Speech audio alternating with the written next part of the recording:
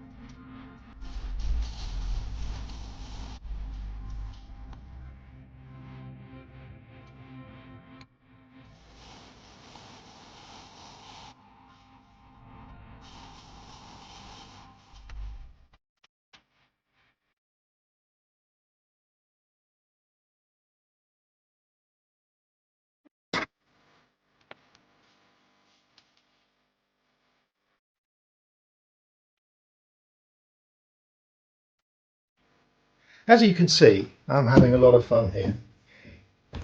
I didn't feel that there was any strength in this because this centre section wasn't filled in. None of these were here, none of this was here. So literally you've got a butt joint at the leading edge, a butt joint at the rear trailing edge, and that was it. So the sheeting was going to be doing all the work, and I wasn't really comfortable with that, especially as I'm making the tailplane bolt-ons. So what I've done is I've added extra plywood, and this is plywood plate here. There will be a hole right there for the screw that holds the tailplane onto the model. So that's all nicely reinforced to hold that. I've packed this centre section out with solid quarter. It's not necessarily hard quarter, but it's firm. So that'll just give it a bit of rigidity. Then I've added these hard 1/8 by quarter spars, and I'll do them on the bottom as well. And I think these are going to add a lot of strength, that and the skin. But what I've got to do now, and quite frightening, is I've now got to cut here, across here and here, and bring these and create these two ribs here that are shown as lines on this drawing, but they are actually panel lines, and I want to use these panel lines as the hiding joint for how this comes off. So I'll create a new rib for here, but first of all I've got to cut vertically there, there and there, and down through the leading edge there and there, and I can remove that whole section. So that's the next bit.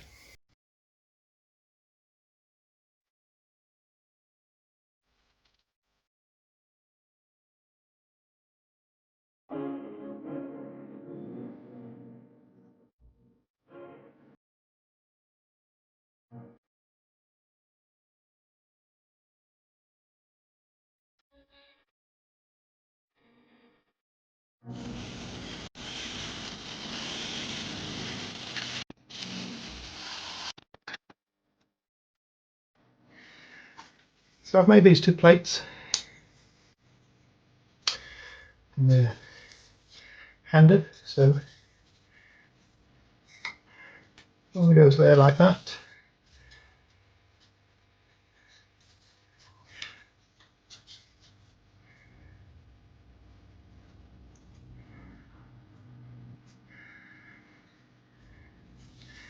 And then once it's glued, it actually gets split.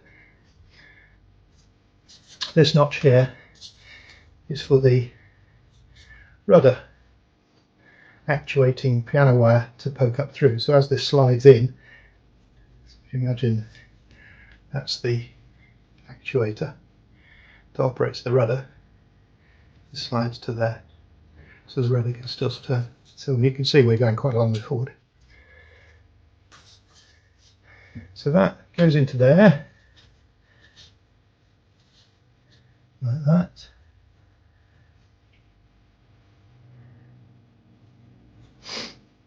It's glued, and I think what I might do, let's have a look on the plane shape. That's how it aligns on the plan. So I need to bring some more riblets to the front on both sides, and I might put some quarter packing pieces in here and here. I was debating whether or not to completely fill that whole void, but I'm not sure that that's necessary. I think I'll glue that to that like that, and then we'll have these riblets, and we'll see where we go from there.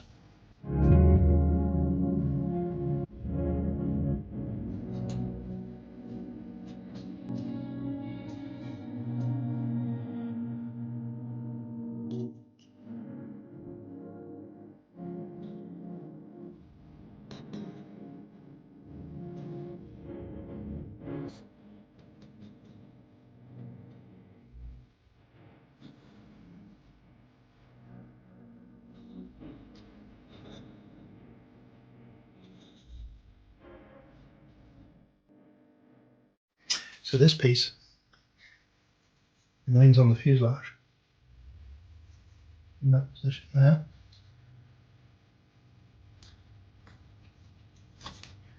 This piece here We're going to fit with some dowels.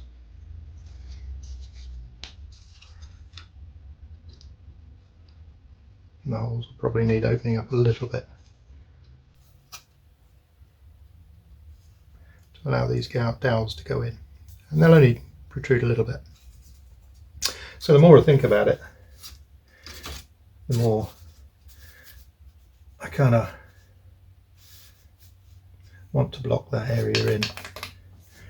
Decisions, decisions, decisions. This is what happens when you go off-piste with your modelling. Stick to the plan and you're fine, but this is very ad hoc.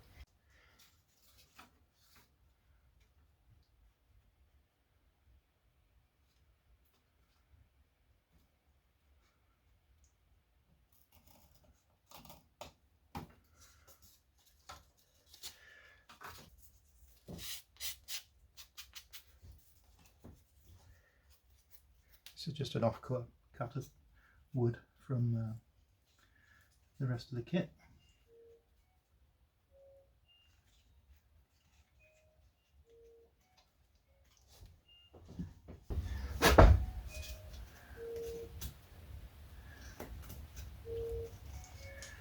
Now I'm going to sink it down. What I want to do is I'm going to put a mark halfway along.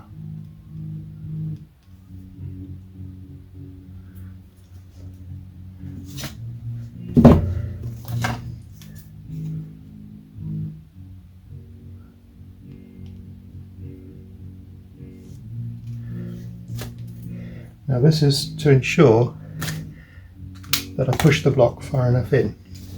So I'm going to feed the block in, and when I see that line in the middle of that hole, I know the block's gone in far enough. Actually, it's too tight.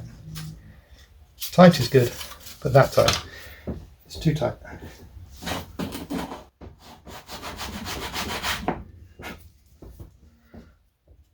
And we push it in just gently, and then we peer through the hole. And when it sits in the middle,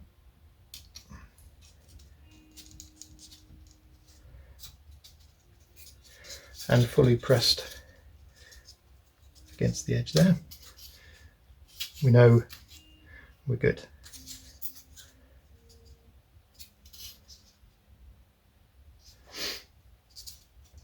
So all I'm going to do is surround that with very runny zap.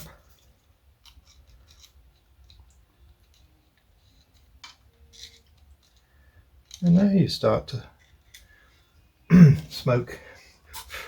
Just what you should do, but it's gone straight in my eyes. Right, we're working in a bit of a pigsty here, but never mind. So that block there will be drilled and we'll fit a dowel in there. So I need to make another block.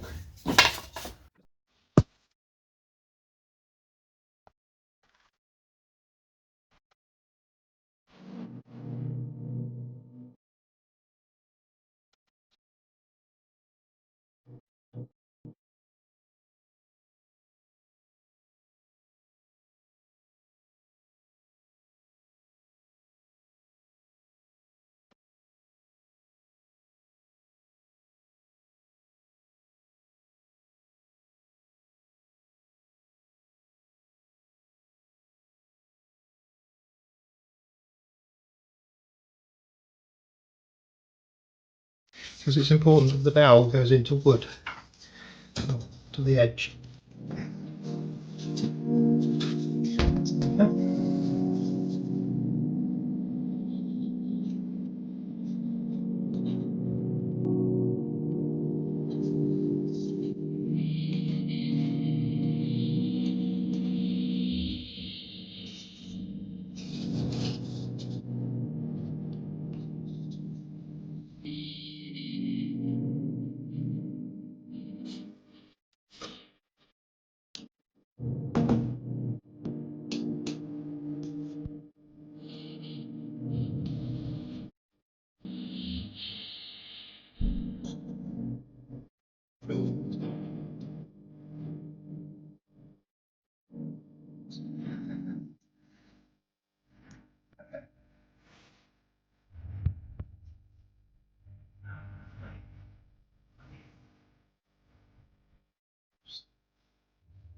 that's better. So I've sanded the leading edges. I hate the fact that this is ply, light ply leading edges like this. It's difficult to sand. It's not nice. So you can see all the structure I've added, and it's made it much stiffer. Still flimsy as hell on the tips, but much better. You can see what's going on underneath. I've left this unsanded and the blocks in place so that when it's on the bench, still held rigidly. And the next step, once I've stared at it for a while and made sure I've actually not forgotten anything, is to sheet this in 3/32. So that'll be the next task. Put your sanding strip with the aluminium oxide 120 grit glued to the 90 degree, pushed up against something straight to provide a bit of a backing, and then simply slide the wood up and down, and that should give you a nice true straight edge.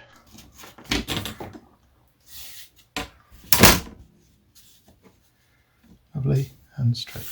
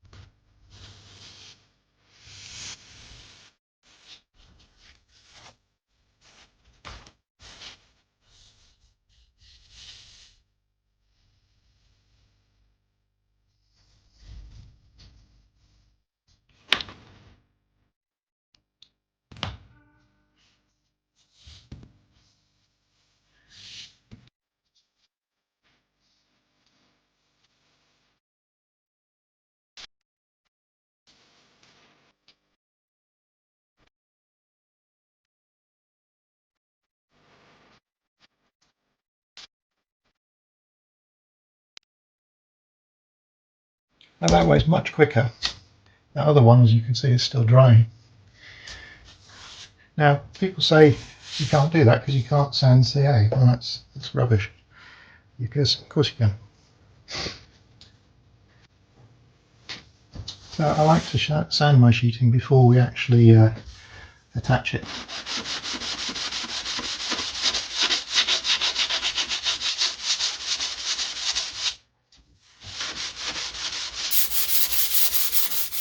So just a gentle sand.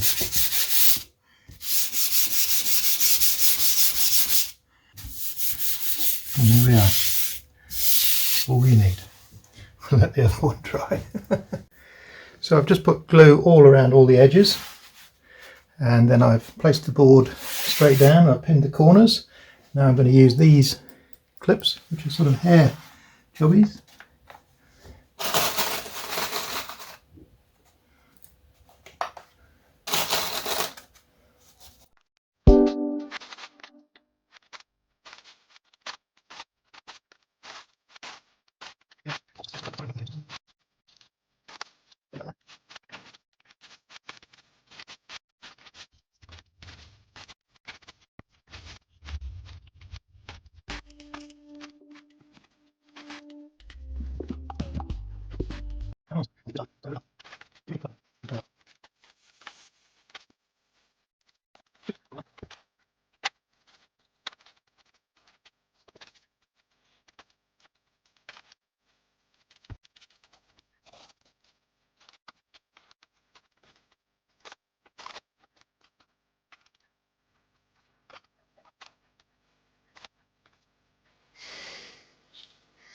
Well, that's all we've got time for on this video.